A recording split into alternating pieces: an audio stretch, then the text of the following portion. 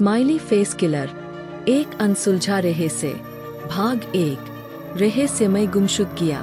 शहर में एक अजीब सा डर छाया हुआ था। हर कुछ महीनों में एक होनहार नौजवान लड़का अचानक लापता हो जाता। कुछ हफ्तों बाद उसका शव किसी नदी या झील में तैरता हुआ मिलता। पुलिस हर मामले को दुर्घटनावश डूबने का केस बताकर बंद कर देती, लेकिन लोगों के मन में सवाल उठने लगे थे। आशुतोष, जो एक पत्रकार था, इस मामले की गहराई से जांच करने लगा। उसने पाया कि सभी पीड़ित युवा पढ़े लिखे और आमतौर पर पार्टी करने के बाद लापता हुए थे। लेकिन एक और अजीब चीज थी। हर बार जहां से शव मिलता, वहां पास में एक स्माइली फेस बना हुआ पाया जाता। क्या यह सिर्फ एक इत्तेफाक है? उसने खुद से सवाल किया। भाग 2। पीछा करने वाला साया। आशुतोष ने पीड़ितों के परिवार वालों से बात की और धीरे धीरे एक खौफनाक पैटर्न उभरने लगा। सभी युवाओं को मरने से पहले किसी अनजान व्यक्ति द्वारा देखा गया था। एक गवाह ने बताया कि उसने अपने दोस्त के लापता होने से पहले एक अंधेरे गली में एक आदमी को देखा था। एक लंबा, अजीब सा व्यक्ति जिसने एक अजीब सी मुस्कान बना रखी थी। जांच करते करते आशुतोष को यह एहसास हुआ कि यह कोई एक व्यक्ति नहीं, बल्कि एक पूरा नेटवर्क हो सकता है। एक रात जब वह एक पुराने केस की जांच कर रहा था, उसे महसूस हुआ कि कोई उसका पीछा कर रहा है। जैसे ही वह अपनी गाड़ी की ओर बढ़ा, उसे दूर एक दीवार पर एक नया स्माइली फेस दिखाई दिया। उसकी सांसें तेज हो गईं। भाग 3।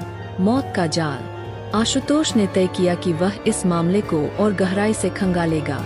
उसने पुराने केस फाइलों को खंगाला और पाया कि लगभग हर लापता शख्स ने मरने से पहले अपने दोस्तों को बताया था कि उन्हें कोई पीछा कर रहा था। एक दिन उसे एक गुमनाम कॉल आया।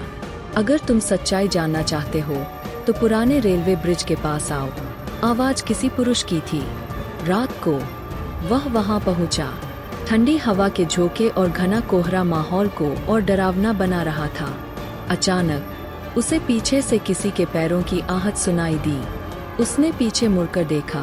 एक आदमी खड़ा था, लंबे कद का, काले कपड़ों में, और उसके चेहरे पर एक भयानक मुस्कान थी।